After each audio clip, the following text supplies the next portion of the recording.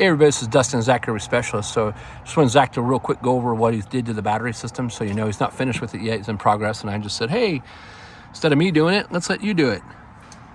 So originally they had it set up where 80% of the hots were on, well, the hots and the negatives were on one battery, so it was kind of feeding and drawing off of one over the other.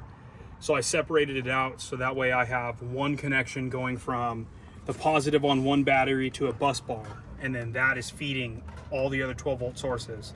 And then on the opposite battery, I have one connection going from the negative to the negative bus bar, and then that's feeding everything. The only other wires up here are the wires to hook these in parallel, going from negative to negative and positive to positive.